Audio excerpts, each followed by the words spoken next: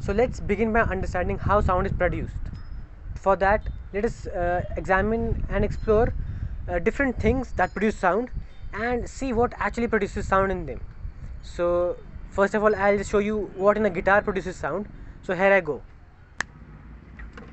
So here I have the guitar, and I have attached a camera, a phone here, to record a close-up view of the strings. So when I play the guitar this way, I'm actually playing 6 strings. To simplify the whole scenario, we'll focus on only one string. Let's say this one. So when I play this, you can see in that camera that the string is actually vibrating. See? And so is happening with all the other strings.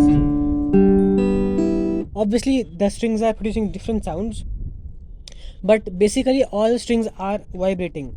So the strings are vibrating this way, okay? So they're vibrating this way or oscillating in this direction, from top to bottom, and yeah, we can see vibration there. So basically, one thing that you notice in all the strings that produce sound is that they are vibrating or oscillating.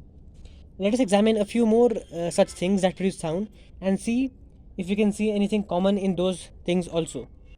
So now I have the second object to show you how sound is being produced in that object. So that second object is simply a support. So this is a metal support supporting a tank, a water tank up there. And what I would like to show you here is that if I hit it hard with my hand, I can make it produce sound. So somewhere like this.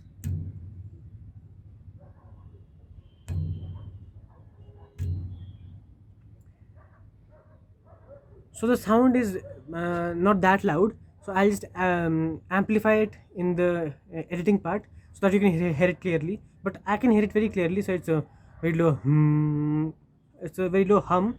But if you look at this closely, what you can see is that when I hit it, it starts vibrating, and the vibration is very clear in this case. See, you see, even my hand is vibrating and shaking when I touch it. So I'll put this footage in slow motion also, but yeah, you can see it clearly now.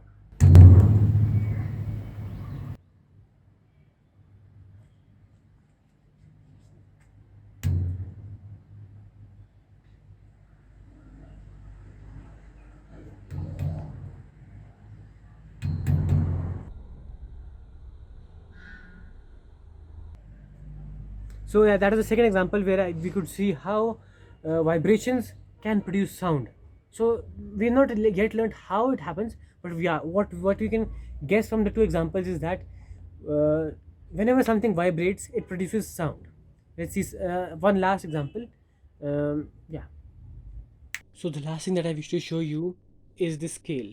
So if you hold a scale, metal scale like that, and set it in motion, even this actually creates some sound. So for that, I'll just put it on the table and show you. Okay, I'll just change the camera angle for that.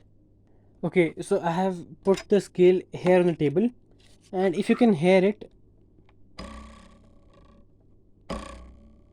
it's creating that sound.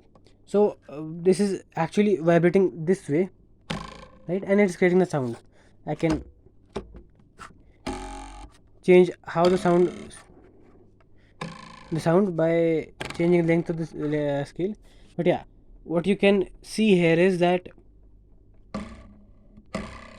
how the scale is actually producing sound, and I'll just show you this in slow motion in a moment what actually is happening. So yeah, just watch this in slow motion now.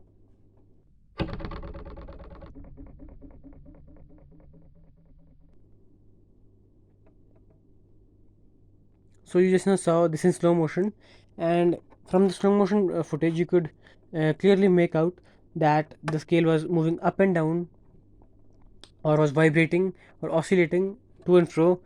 Okay, and that was what was producing the sound.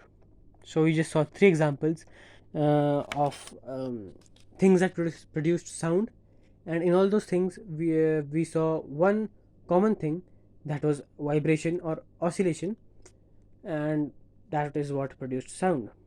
In the next module, we learn how sound is actually produced and why does a vibrating object how does it actually produce sound? What goes on around this vibrating object?